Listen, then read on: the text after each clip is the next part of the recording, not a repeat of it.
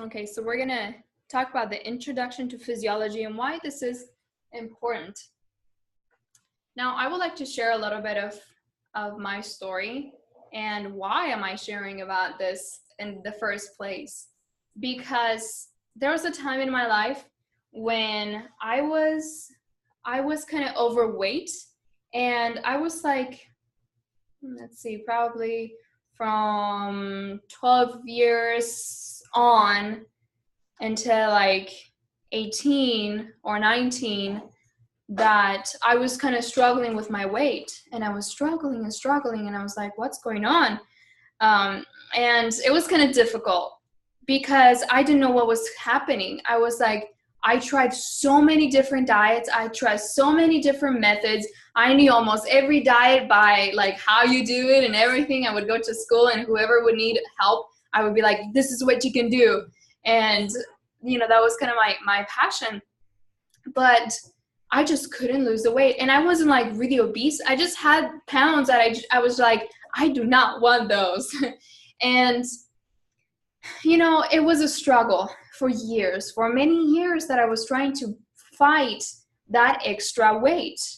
And I didn't know why I couldn't move forward. And I know I'm not the only one. I know each of us battle with different things, with different illnesses, whether it be weight gain, or you want to lose weight, or you want more energy, or you want a clearer mind, or there's different illnesses going on today. Even diabetes, there's people that are fighting diabetes and they're like, how do I do it? And then they just inject insulin.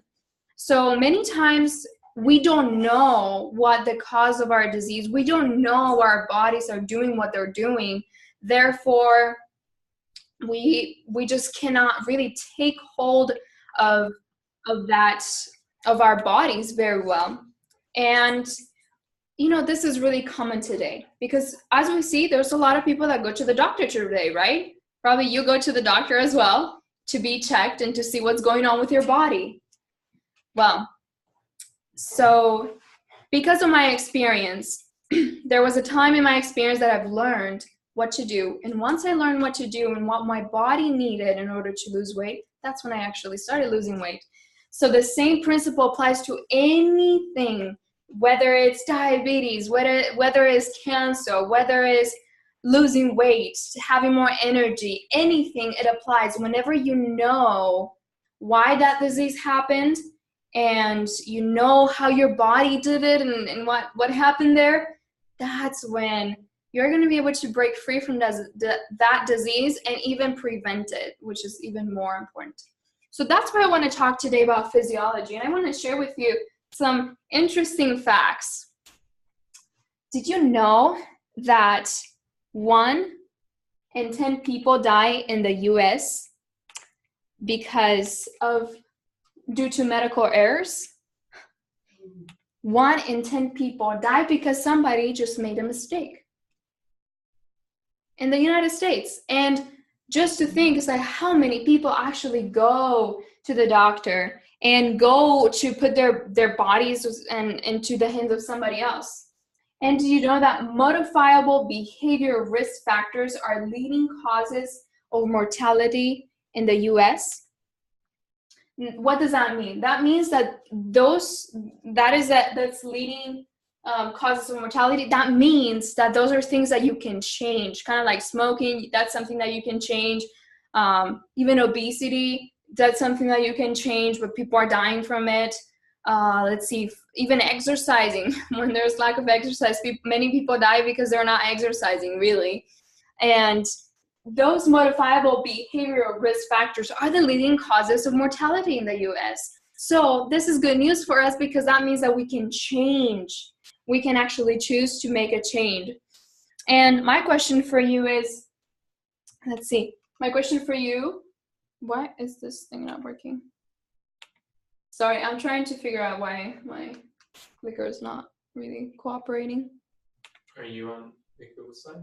Yeah, but anyways. Is it working now? No, I had to click. Oh, now it's working. You had to click the right window. Okay, so my question for you is, who has a say on your body.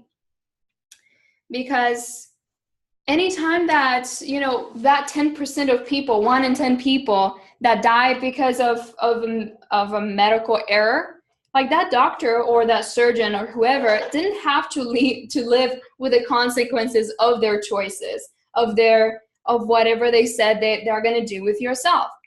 So that's not only with doctors. Anytime we go to anywhere and we're trying to get counsel, which is good sometimes, but when we just rely completely on outside sources to find out, okay, what's wrong with me, then those people, sometimes they don't really know your body as much as you do. And just as people, we make mistakes, and those people are not going to live with the mistakes that are making. Now, I want to talk about this over here really quickly. Are these unnecessary members? Probably as you're looking at, is like colon. No, I need my colon, or even the brain, who would say that, this is not an unnecessary organ.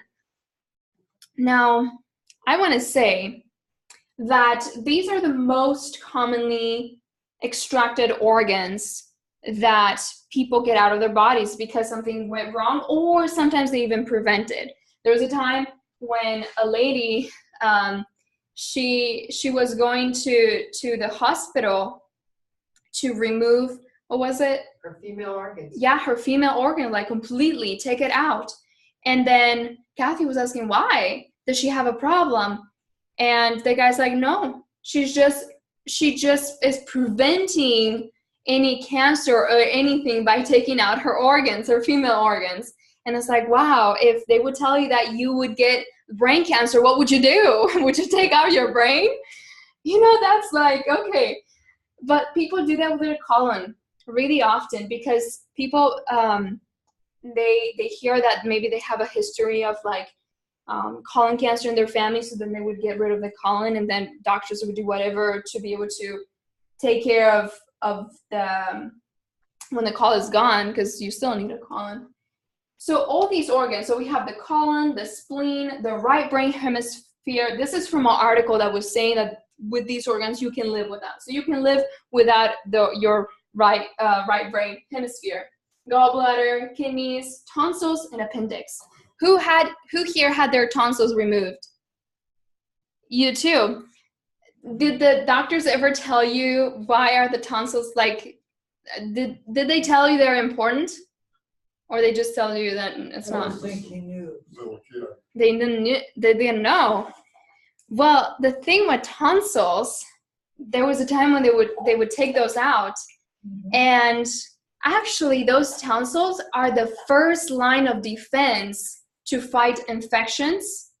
And it's kind of like it's really a part of your immune system. So that's your first, how in an army there's that first line of soldiers, that's what your tonsils are. And when you take them out, it's gonna get harder for you to fight infections as well as you would with your tonsils. And yes, they can get inflamed, but that's okay, because there's a way to be able to treat that without taking them out. What else do doctors do, or just this industry? Well, they take out their gallbladder. Does everybody have their gallbladder in their bodies? Okay, well, that's good. Okay, well, it's really common that sometimes when we're starting to eat a lot of fat and a lot of toxins, and we don't balance well our bodies, the doctors will want to take, because sorry, I'm going to backtrack. So when you eat those things really much, that's going to build up it's going to form some rocks, some stones in your gallbladder. And then your gallbladder gets so full of toxins and is not able to function very well. And is not able to release, to do the job that it's supposed to do. Now, that, because the gallbladder has a really small opening, the stones that are inside, they cannot go out. So then in medicine, they are like, well, we're going to take the gallbladder out. Since you already got a lot of stones, we're just going to take it out and completely forget about the problem. Very easy, right? But the problem is that your gallbladder is what creates the bile to digest fats in your body. So when you take the gallbladder out, then you have some problems digesting fats even more. And that wasn't you can still keep, it's like, they're not going to teach you that you need to stop eating fats or you need to cleanse, but they're just going to take it out and you can continue your life. And there is ways that we can cleanse that gallbladder out without taking it. There's ways that, and I've done these cleanses with people, that you can basically, this is even a detox. It detoxifies your body. It really helps a lot when you take those stones out. And it's a really simple 48-hour process that you're fasting and you're drinking some juices, and you're able to get those stones out when you go to the bathroom, and you don't have to go through surgery. Very simple. And it's a really important organ, the spleen. Sometimes that spleen it's also taken out of our body whenever it just doesn't work properly. So then doctors would be like, okay, we're going to take out your spleen, and then that's okay. But the spleen filters the blood and helps fight infection. So the spleen is really important for cancer fighting and for any kind of illness. And it really helps to purify that blood. And then the kidneys also, sometimes when the kidneys go wrong, you take one of them out, or if you take both of them, then you have to start dialysis, and nobody likes to do dialysis. And then the appendix. How many times have we heard that the appendix is so unnecessary, that it's just something that was left, some people say because of evolution. And I do not believe that. It's like, yeah, we just grew up and then that part of the body just stayed there. But we have a creator and a designer of our bodies, and he didn't create something in our bodies that wouldn't be necessary. So something that the doctors are like, we're just going to take it out because it's not important. Well, actually, the appendix is designed to protect good bacteria in the gut. Now, have you ever heard of people, or even yourself, that are having problems with digestion? There's many people today that are having a lot of problems with digestion, that their bacteria is not good, and they don't have enough bacteria, or they have too much, like candida or things like that. But the appendix, that little thing right on the colon, it makes a huge difference. And the Bible even talks about this. In 1 Corinthians 12, 21 and 23, through 23, it says that, and the eye cannot say unto the hand, I have no need of thee, nor again the head to the feet, I have no need of you. Nay, much more those members of the body which seem to be more feeble are necessary. So the Bible even tells us, and this is talking about the body of Christ and how each of us have different talents and we form a body and we're all necessary. But you know what? This also applies to our physical body, because we do need every single member, even if it's feeble, like they think the appendix is just really unnecessary, a little small. It's really necessary. Okay, well, this is what I was referring to when I was fighting with my weight, and this is in 2016. And I was just studying, and I was like, man, I just cannot understand why I'm not losing weight. So then when I actually started to learn more about my physiology, and I started thinking from cause to effect, it's like, okay, I'm overweight. Why am I overweight? First of all, I'm eating good food already. So what's the problem? I was eating vegan. I was eating at regular times. I was like, what's the problem? Well, then I've learned something really interesting about my body and how it works.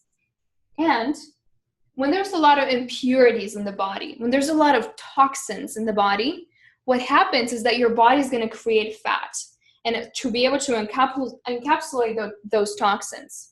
So then when I was trying to do diets, I would lose the weight, but I wouldn't lose the toxins, because usually diets don't cleanse your body. They're just kind of less calories, and sometimes you're eating still bad stuff. And then after the diet, many times people gain weight again, because those toxins are just without fat, and they're like, oh no, what am I going to do now? Let's bring more fat now. But then I learned an interesting concept about cleansing. So what happens when we cleanse? So we have those toxins, and then when we cleanse, see how there's less toxins? The toxins go out, and then what happens? You do not gain weight again. There's no reason for your body to gain weight again. Now, what about skinny people? I get asked that a lot. What about those skinny people? Is it because they're really healthy? No, you can be really sick and still be skinny, even if you're not fat. Because what happens is that your body is not able to produce fat to encapsulate toxins. So then those toxins are just going to roam around your body without any protection. So sometimes it's even worse that you're like those skinny fat, because you have still a lot of toxins. So that for me, once I understood that, no diet taught me that, no doctor taught me that. But once I started learning about my own body, that's when I actually lost 25 pounds. Now, today we see that people have a lot of digestion problems. And one of the most common ones is acid reflux. And acid reflux, it's basically that your sphincter is to go into your esophagus, it's kind of getting weak. And it's getting weak because of an imbalance in the gastric juices in your stomach. So because those gastric juices are imbalanced, then your sphincter is going to get more weakened. Now, let's say that Anna, she has a digestive problem. She's seeing that she's getting a lot of heartburn, a lot of reflux. She's like, okay, what's going on? Now, Anna, she actually dedicated a little bit of study to understand her digestive system. She wanted to understand her own body and physiology to know what to do, to know actually to get a better answer than anybody else would give her. So then she started thinking from cause to effect, and she's like, okay, first of all, my body is lacking balance because something is going wrong. Then there's an imbalance in my body. And she's like, I wonder, so why is there an imbalance? Well, she first starts thinking about her digestive system. She's like, okay, gastric juices are coming up. I'm having some heartburn. Then what causes a lot of gastric juices, that imbalance of gastric juices? Oh, usually my digestive system, my stomach is going to produce more gastric juice when I'm eating a lot of fat, fried food, or even coffee, sodas, whatever, really acid food. So the more you eat that, the more your body needs to create more acid to digest those foods. So then she's like, So she thinks about her last month, and she's like, oh, I've been eating a lot of junk food lately, actually, a lot of fried foods. I've been out with my friends. And then she's like, oh, she remembers that she ate all of these things.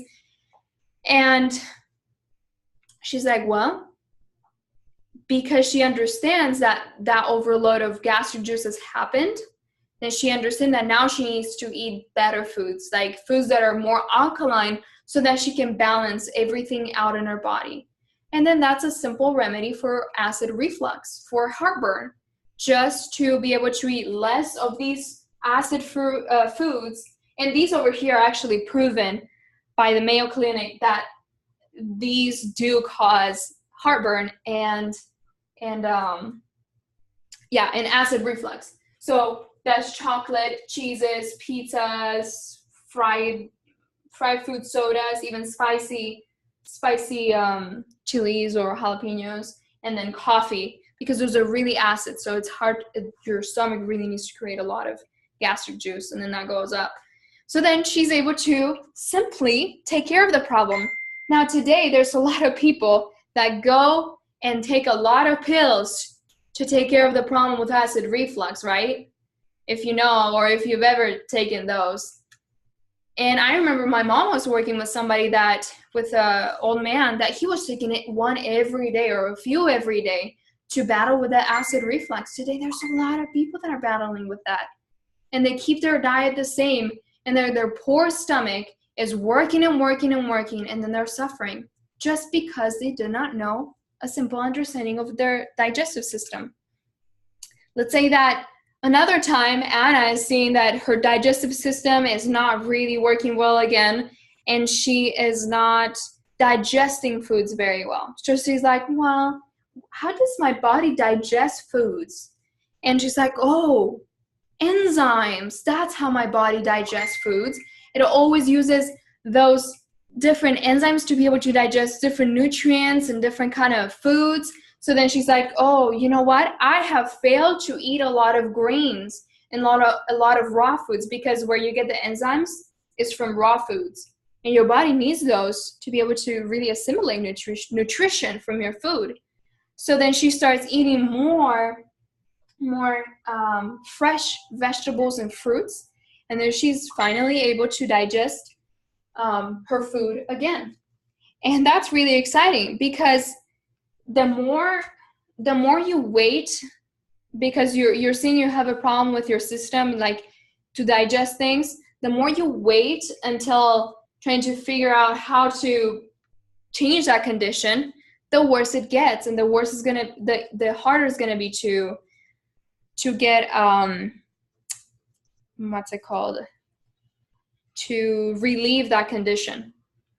Now, this is really kind of like a sad story, but it happens a lot.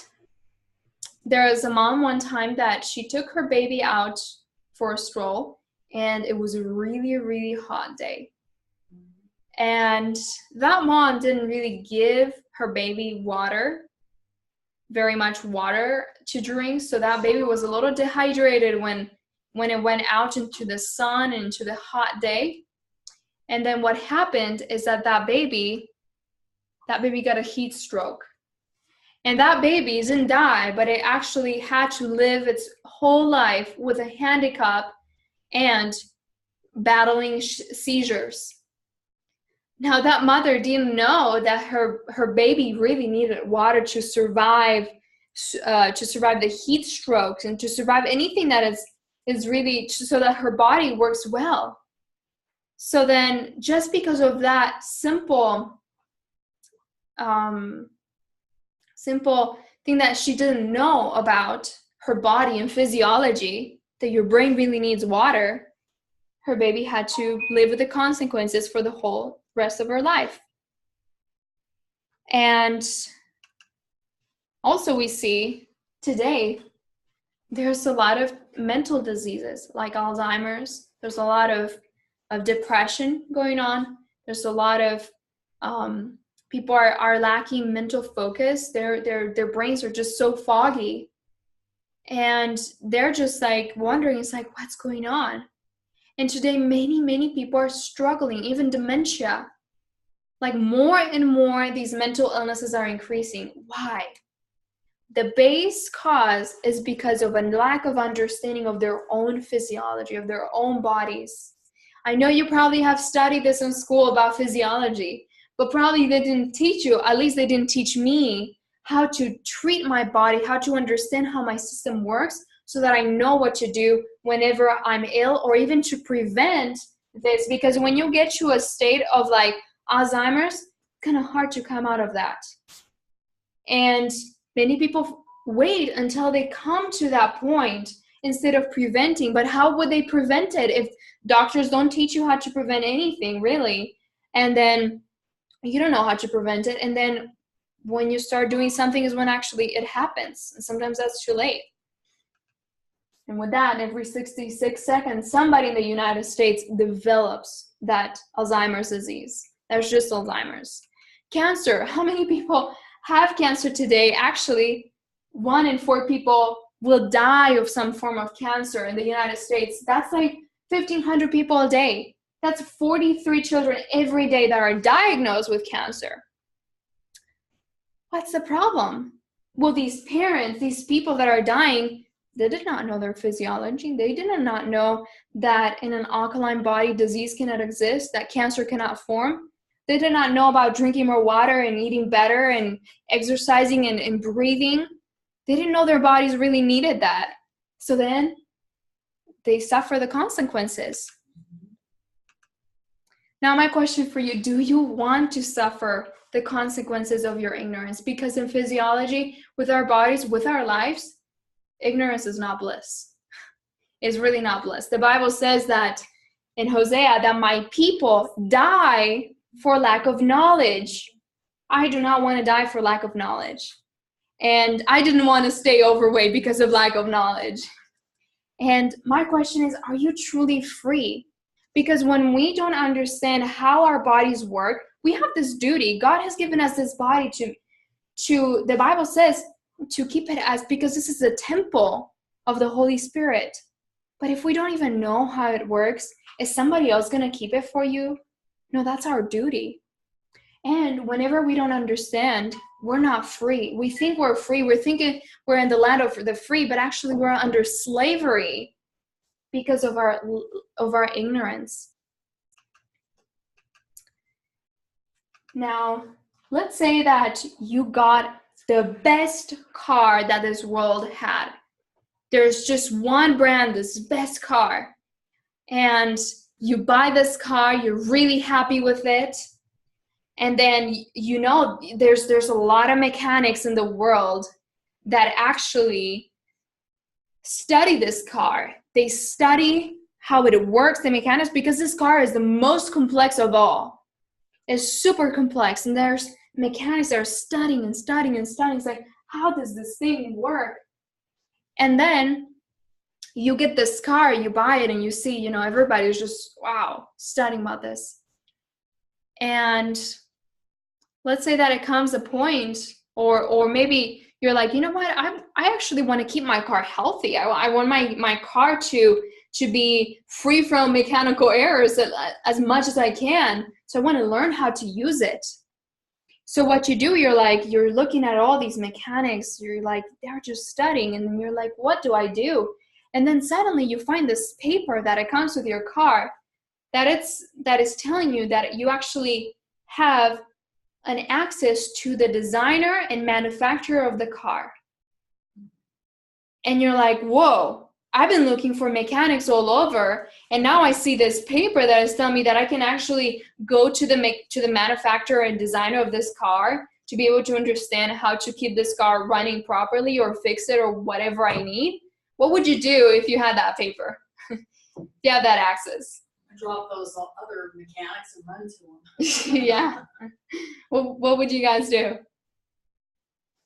Would you Go to the source. Would you go to the source? Mm-hmm. I would too, because all these people are just studying it. And then you go to the source, and then the designer of this car, he actually, when you come to him, he just gives you this manual that is actually made especially personalized for you, yourself, and your car, and how you can use it the best, how you can prevent any issues that might go wrong, and whenever there's any kind of issue, it teaches you what to do. Wow, wouldn't that be much better than all those mechanics that are trying to figure out what to do?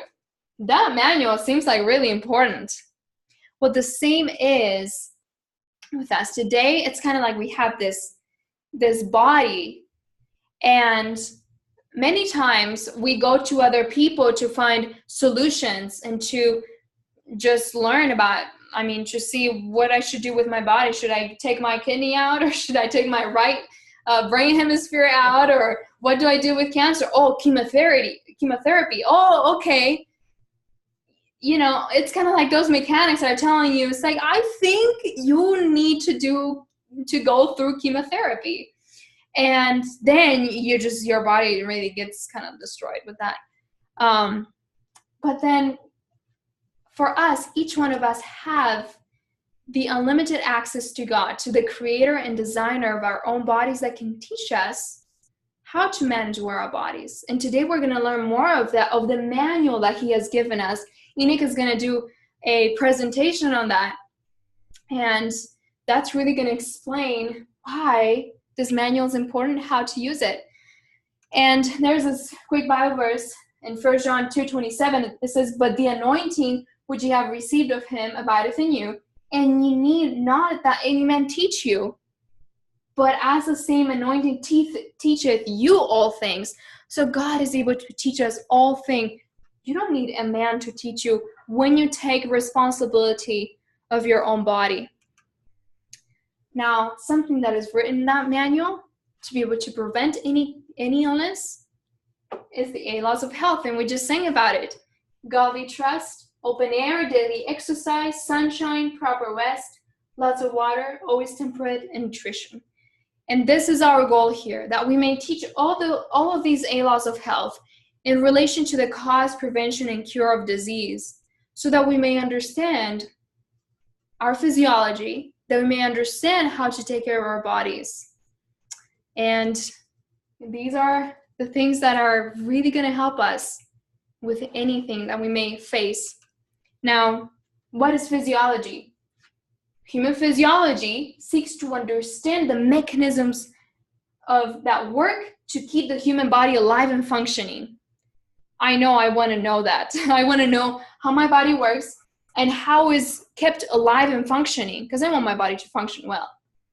And the principal level of focus of physiology is at the level of organs and systems within systems.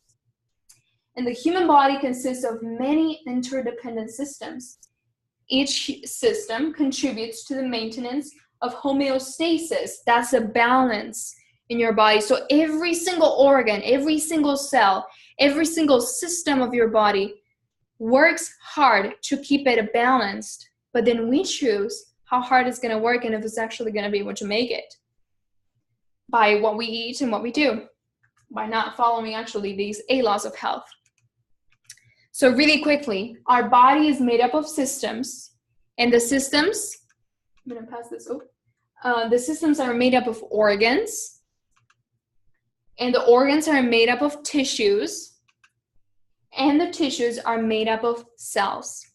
And the cells have 5 basic elements of life, and that's oxygen, water, nutrition, waste elimination, and freedom from poisons. So even understanding what the cell needs to live and to be healthy, and going so far into our system, into our body, that's already going to help us to stay healthy. So oxygens will die within few minutes of not receiving oxygen. That means that your brain cells would die if we're not breathing properly. If we're staying indoors too long, there's oxygen is gonna, like, it's gonna be more pollution, and your brain is not gonna get the best oxygen.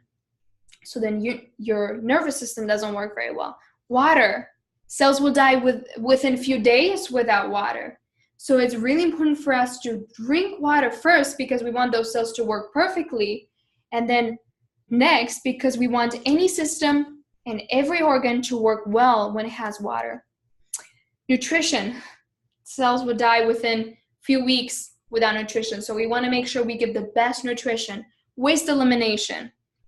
If the waste, the toxicity, it's not eliminated from our bodies, that's when we're fat. That's when we start getting a lot of diseases and illnesses, because your body starts becoming more acid and unbalanced. Freedom from poisons. The consumption of or exposure to toxic substances really brings death. So we want to stay away from even foods that have a lot of toxins, a lot of preservatives and antibiotics and all these things. And even sometimes being in the city constantly makes it harder for us, because we're just breathing in toxins all the day long.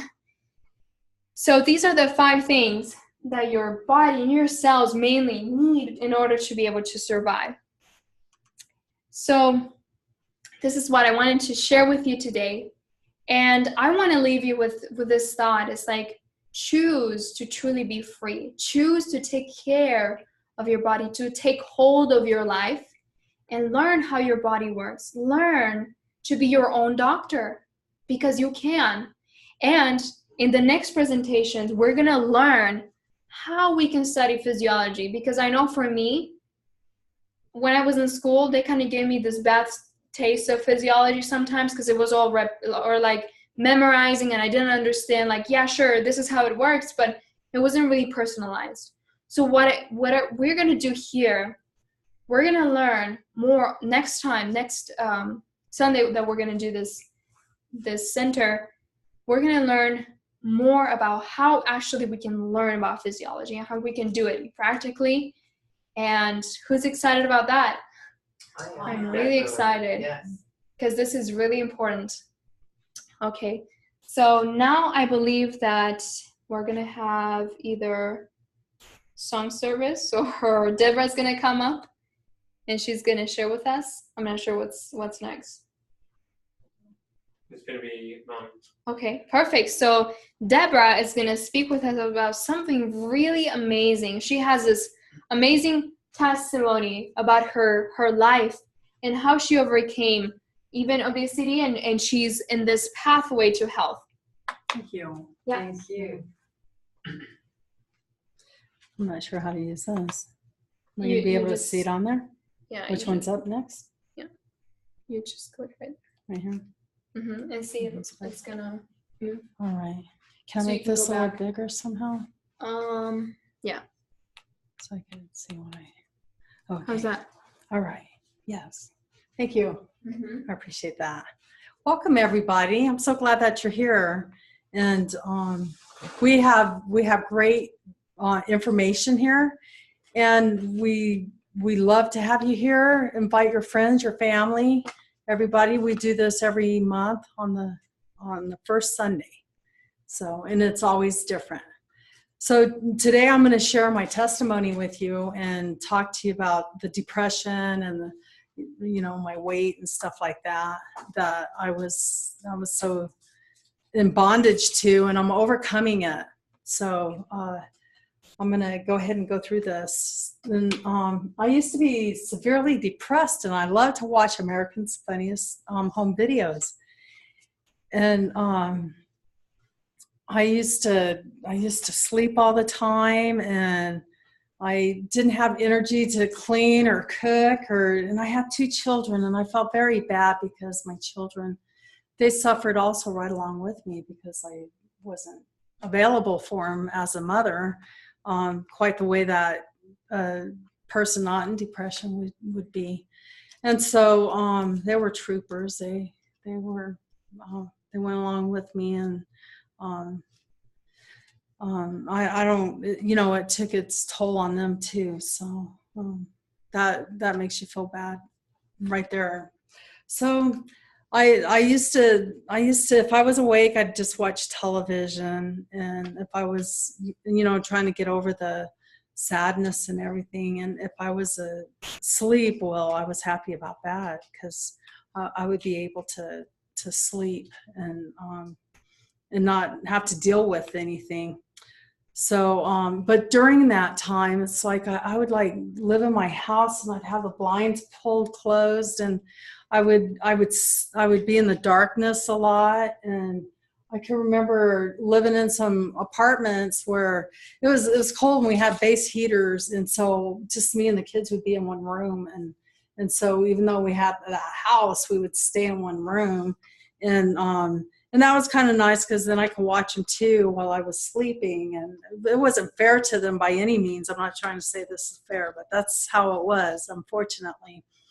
And it was very difficult for me to be able to even wake up and make a box of macaroni and cheese. It was just very difficult. So, well, I've learned a lot since then, and I've been pulled out of my depression, and I'm starting to lose weight and get more involved in things like this and helping people to overcome it too, because I know what a burden it is in life, and I see more and more people falling into it, and there's many reasons, and if you're depressed, there's a great chance that you're going to have excess body weight, and there's cardiovascular diseases, type 2 diabetes, apnea, certain types of cancers, osteoarthritis, asthma, all of these things, and more. Even your life expectancy goes down. So we want to try to get people out of depression, or try to find out what causes it and how to get over it. And I'm going to share right now I'm gonna whoops, hold on, I'm sorry. I'm gonna share right now some of the things that I had to go through. So, oops. Oh, hold on, I did something. Sorry, I don't Yes. know how to do this. So, No, I got found it. anything to? Okay. So, thank you. So, staying indoors, I never cracked the windows. We went through the 8 laws of health, how, need to have godly trust. And that was something else. I was a Christian for a long time, but I never really read my Bible, and I didn't pray at home, and I would pray, but not with my children, on a regular basis. And I went to church every week, and that's about it. That's the only way you would know I'm a Christian. And so other than that, we were pretty much inside with the doors and the windows closed and all that. So it was hard. I was ignorant of the benefits of it. So I used to smoke for about 20 years, but then when I got pregnant with Sarah, I smoked during my pregnancy with her, and then I tried to quit, and it was kind of tough. I didn't quit until I was about 7 months pregnant, I say. But I always smoked in the house, and I was around a lot of other smokers and stuff like that, and it takes a toll on my lungs. I know some people could handle it. My lungs, I could really feel congested, and I was coughing, and it was difficult for me. My lungs felt so congested, and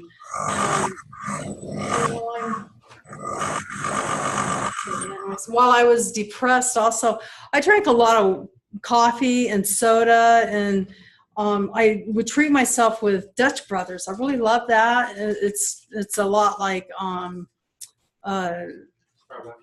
Starbucks, yeah. Thank you. And doing that, it's not good for me either. It just enhanced the depression, and it kept it going.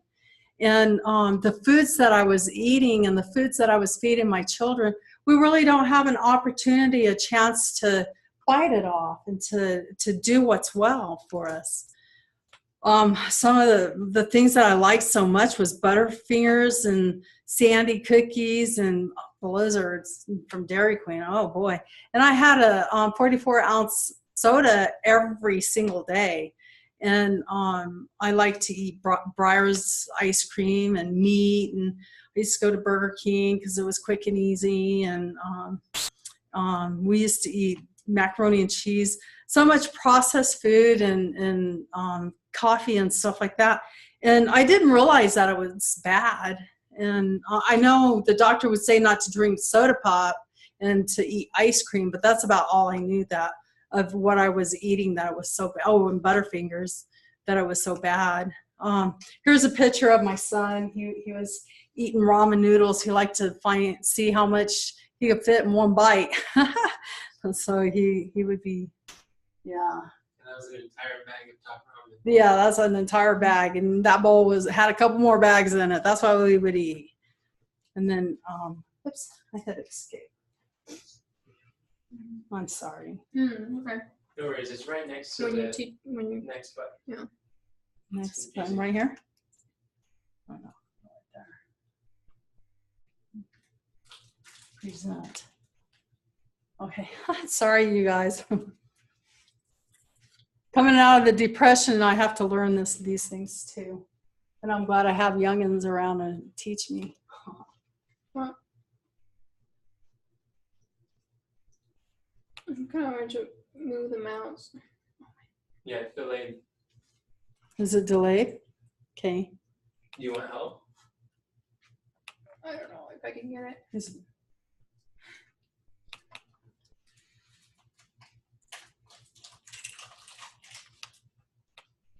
Sorry about that. Here you go. Do you want some help? I think I just need to. Sure, just go ahead. Okay. Thanks. great. There you go. I remember those days. Yeah, Thank me you, too. Enoch. I'm so glad that our lives are different these days. So, anyway, I could remember Sarah, my daughter, she would be asking to go to the park, and I'd tell her, tomorrow, tomorrow. And tomorrow never came for her because I just kept on saying that. And I felt so bad for her. And I knew, I was sincere when I said tomorrow, because I thought tomorrow I'd have more energy and I'd be able to do it. But that happened every day. And how disappointing. They never complained though. And then when I got over my depression, I started working, and I started making up for all those days I couldn't work. And I started working. I thought, wow, I could never afford like electronics and telephones and, games and stuff like that for my kids, because I was sleeping all the time and I didn't have money coming in. So when I worked, I thought, wow, if I work a lot, I'll be able to get these good gifts for my kids. And so I would work, and I'd leave like at 5 o'clock in the morning, and I wouldn't get home until maybe 10 or 11 o'clock at night. And so it was as if my kids were neglected yet again, but I didn't associate it like that. And really, when you fall into a funk, you're not thinking correctly, and you can't really see what's going on. But somebody outside, of the family, they could look in and see how things are. And anyway, that allowed me to purchase electronics that I thought would make them really happy. And I was just, I wanted, nice things for our family. I thought I was being a good mom then. And then in Hebrews 11:25, it says, choosing rather to suffer affliction with the people of God than to enjoy the pleasures of the sin for a season.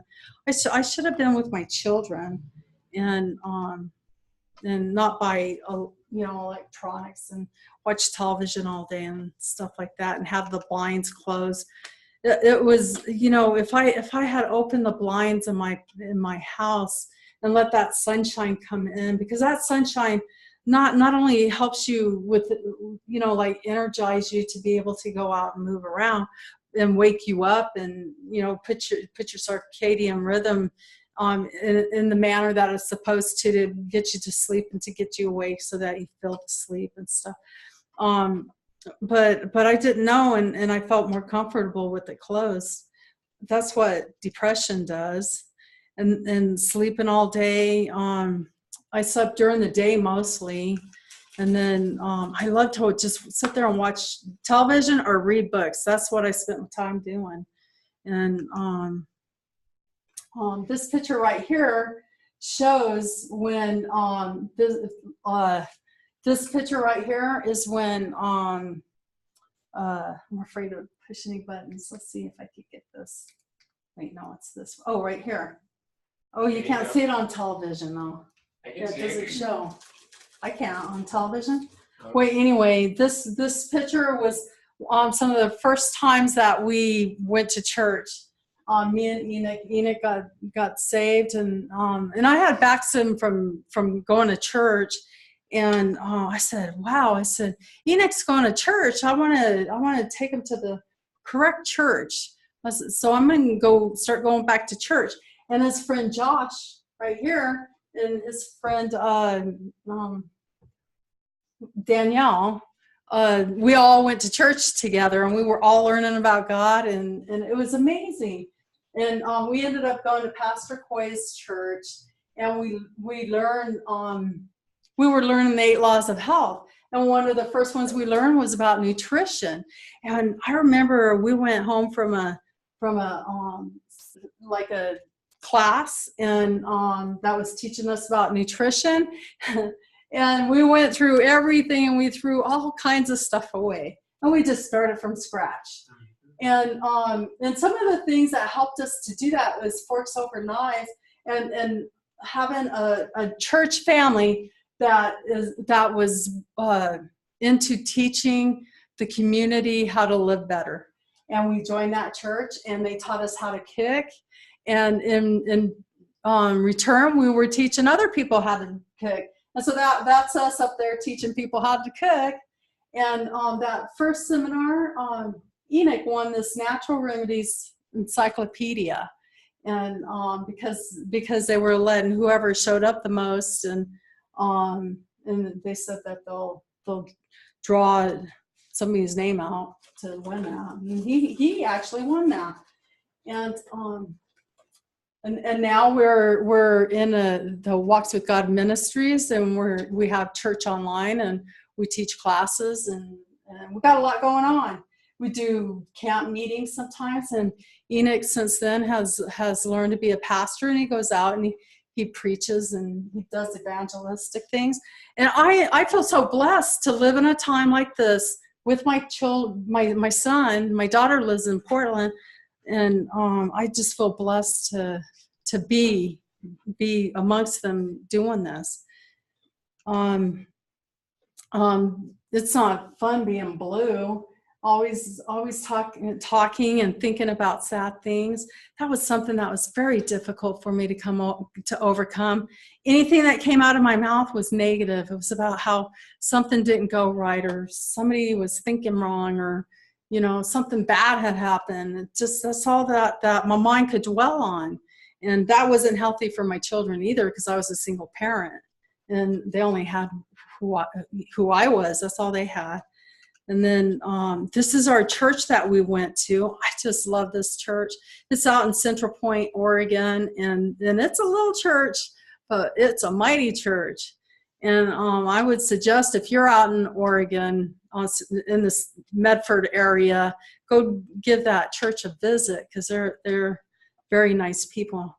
And I started learning about the 8 laws of health, and I was able to give up the America's Funniest Videos. My son started teaching me the Bible prophecies, and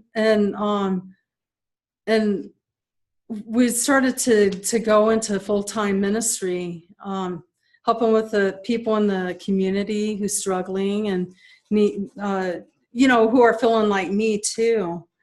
And let me see if I could get this. Where's that? Oh, it's on there. Oh, here we go. See if I could get this bigger, because I can't read too much. Okay, so speaking of the 8 laws of health, I stayed indoors and didn't crack my windows and stuff. And after I started going back to church, I learned how healthy air is, and that it matters. Even you have pollution inside your house. And as a matter of fact, they say that there's more pollution in your house than there is out there. So that was nice to learn. So that changed my life. And then to do country living, and to live in the mountains and stuff. I used to be so afraid of the mountains. I couldn't even walk, and my knees would just like hit each other, because I was like afraid I was going to just fall over, or on the edge or something, go overboard or something.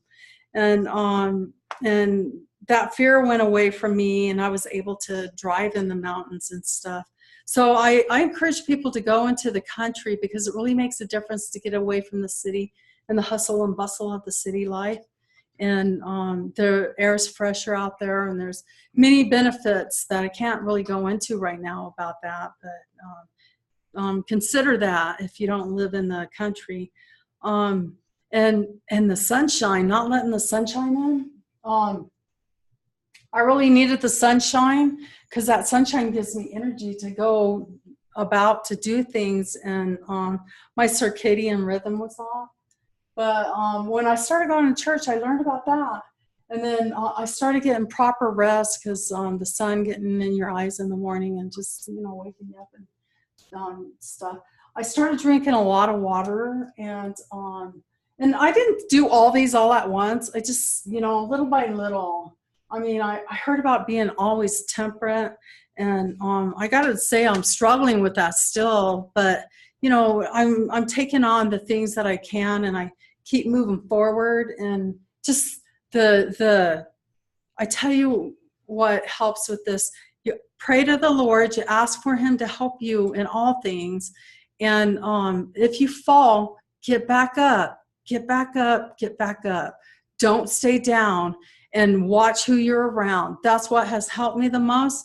If you're around negative people, if you're around people who are putting you down, people who don't appreciate you, you need to get away from them. God appreciates you, and he doesn't want you to be treated like that. He's got a plan for you, and it's not to hold you down. Satan wants to hold you down and keep you down in depression and sin and stuff.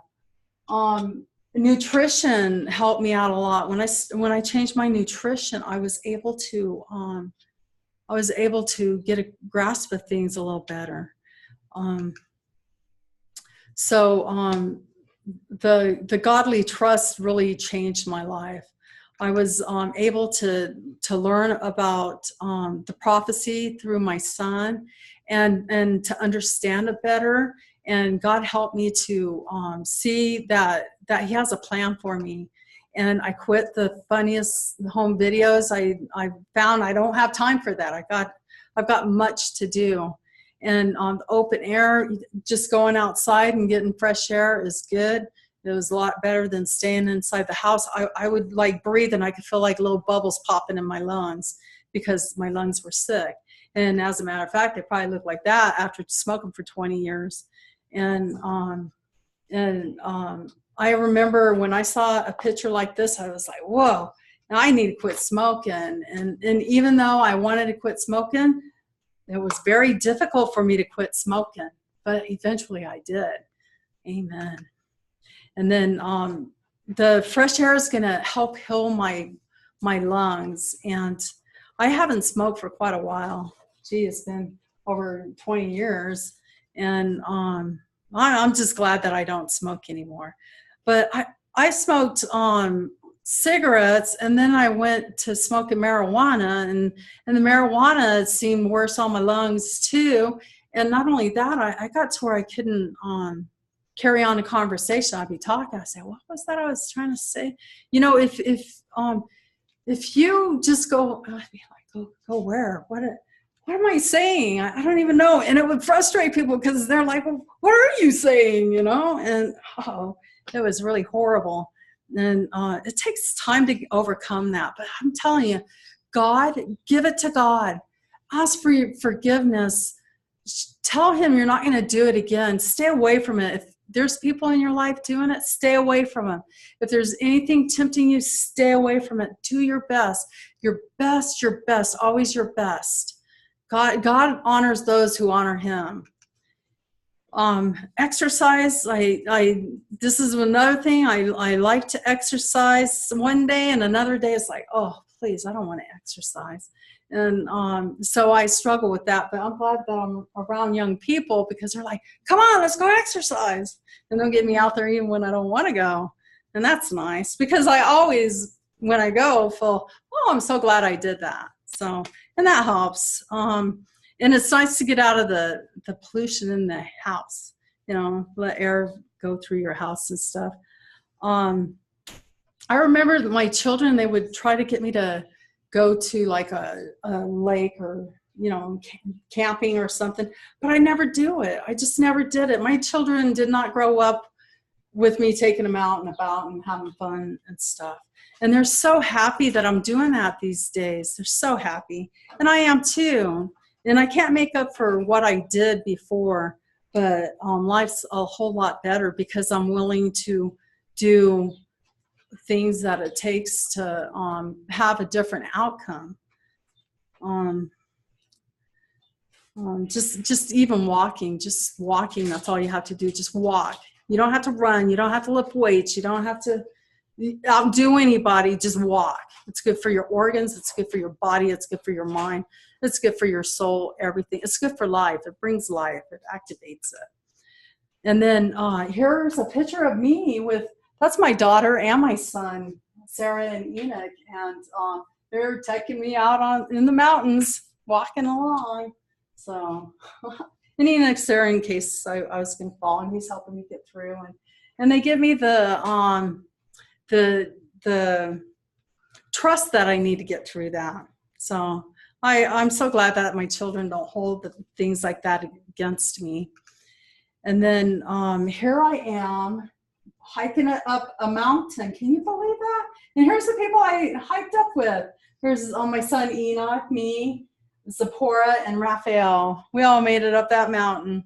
And that was the first time I made it up that mountain. And I felt... For a mile hike, like basically straight up, and that's one way. And that was great. You're keeping up with all the young people. Yeah, and when we got up there, it was beautiful too. Yes. I'm so glad I went. I feel bad because we lived around mountains a lot, and I just didn't go to the mountains too much. And then this is a photo of my son. I was standing on top of the mountain, and we were so happy. That was a great feat for us, right? For me anyway. And Enoch had to talk me into it because I didn't think I could do it. But you'd be amazed at what you could do. And then the sunshine, I really need sunshine. And according to the new study in the University of Alberta, the Faculty of Medicine and Dentistry that was published in the journal Scientific Reports, sunlight does more than just get you tan. It helps with losing weight too. And when we allow sun in our eyes, it helps with our circadian rhythm too. We need the vitamin D that's in there, and the vitamin D, our bodies need it, and we all know that vitamins are essential, and if we don't have vitamins, it causes disease. So sunshine helps prevent disease. So go out and get some sunshine. Not too much of it, because like the 8 laws is, there's temperance in everything that we do. Here I am getting some sunshine. Hold my daughter's hand, Christina. I just love everybody that I was with. They're wonderful people. When you're around wonderful people, you want to live and do things. You just love it. And I'm so glad. And get around wonderful people. That'll encourage you to do good things. They're out there, I promise you. Pray to God for them. And proper rest, when you get your sunshine, it helps you get proper rest too. And when you get proper rest, I tell you, I used to sleep all the time, but I didn't realize that I wasn't really getting sleep. I never felt rested. I didn't know that I didn't feel rested because I always felt that way. But when I finally, that first day that I rested and actually slept, and I actually felt rested when I woke up in the morning, I was like, wow, that's amazing. And I went to therapy ever since I was 9 years old, trying to get help and overcome depression and, the things that I was going through.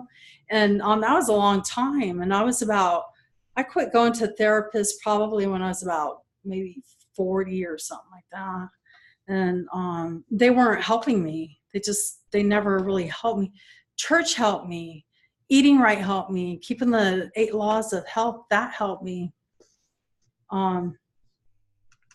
Let's see what got it. Oh, and now I sleep at night when I'm supposed to sleep, not during the day. During the day, I get up and I get out of bed and I go do what I need to do. And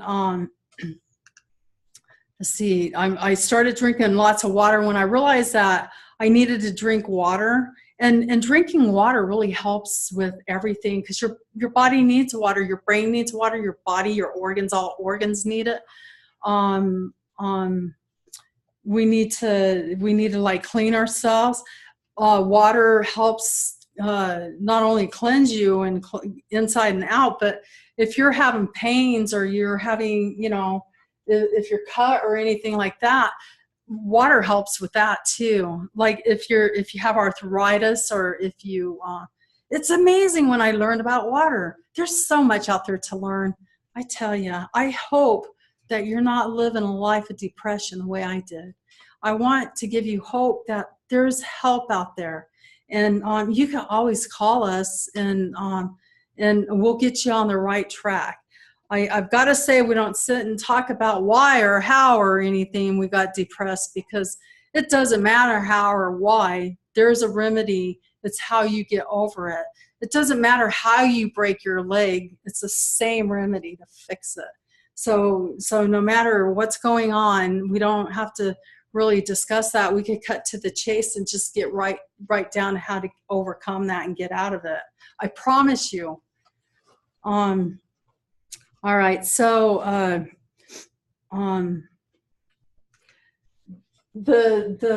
when I gave up the coffee and the soda, and I thought because they were wet that was getting water, and in case you're thinking that too, that's not so, because they actually zap out the water out of your body, and our bodies need that. So if you can, and I think you can, if you can't, I would say pray to God and try to find somebody to help you, but overcome that. Don't drink coffee, and don't drink sodas. They're bad for your bones. They're bad for your health. Water is the best thing you could drink, and I wouldn't drink that with a meal either. I would give myself a half an hour to an hour in between meal. Before or after meals, and drink all that you want in between. I would stop like maybe a half an hour before and not drink it an hour afterwards. Well, that's a blank screen there. Let's see what we got going on here. Fix it then. Oh, I learned that our bodies have a lot of toxins in it. And I just learned this past year. Our bodies have a lot of toxins in it, and our fat encases the toxin. And that way it'll protect our bodies. Our bodies are so amazing.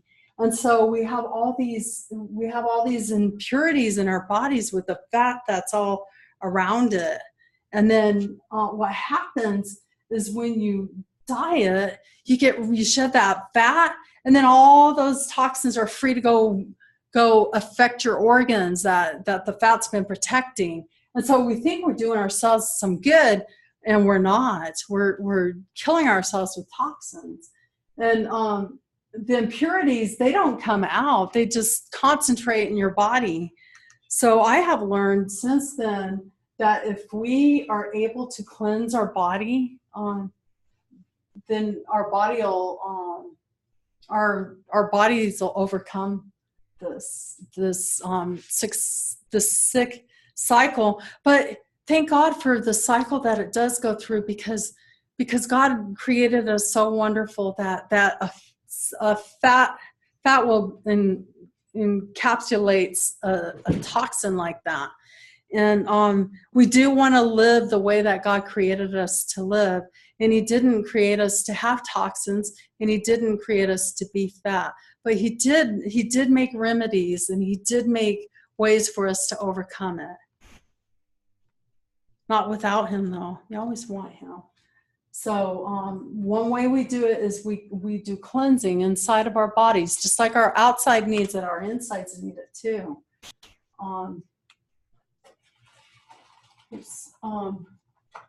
The cleansing, if we cleanse, then we could shed the fat, and then the fat we don't need the fat nor the impurities, and the impurities go away and the fat will go away. So I would encourage you to learn how to do that. And if you don't know how to do that, you could always call Walks with God Ministries. We'll help you with that. And then your better overall health with less fat, more muscle, and no rebound. That fat's not going to come back on after you are done with your diet, like most fats do. Anyway, I just want to say that if you need help or you need anything, please call us. We're here. We are doing these for you. We're doing these because we want you to learn, Because when you learn, I know you're going to go out there and you're going to teach other people. And together we could reach everybody. Together we could help people who are hurting just like we hurt. We don't want anybody to hurt. And I want to say a real fast prayer before I get off of here. Dear Lord, thank you so much for all the revelation, everything that you revealed to us to help us, to encourage us, all the goodness you have out there and the resources. We might not be introduced to those resources, but I know, Lord, that you can help each one of us to learn, no matter who it is. You don't want anybody in bondage. You don't want anybody to live a life that is just degrading, that'll lead to sin and sickness, that'll lead to death. Dear Lord, I pray that if anybody here listening feels any sickness or any bondage of any sort, any sadness or anything, please, Lord, give them the pathway to reach you and to trust you so that they can overcome it. And dear Lord, if I could help them, please open the doors for me to be able to help them. And please, Lord, open the doors that they need and close the doors that they don't need, and help them to see you through it all. We love you. And thank you for this opportunity. In Jesus' name I pray, amen. And I'm going to turn this over to Enoch. And he's got something really special for us. Thank you. Thank you for coming. Thank you, Mike. Yeah. I love you. Thanks, Mom. It's encouraging to see how much you've been growing. Now we are going to be taking a 10-minute break, and that way we can get some water, go to the bathroom, stand up, stretch. That way we're not sitting for too long. In 10 minutes, we're going to come back, and afterwards we are going to begin with we're going to keep trying to learn that song about disease and how it comes from Ministry of Healing, page 127. And then I'm going to share about the world's greatest medical book following that. And then Christina is going to she's going to be sharing a presentation, something better. And you'll definitely want to check out all of these things. So I encourage everybody to come back for those who are viewing, to stay after the break and then enjoy it while we're here. Thanks, good. Mm-hmm.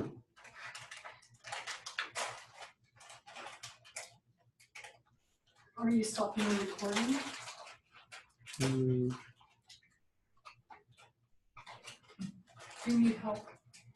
No.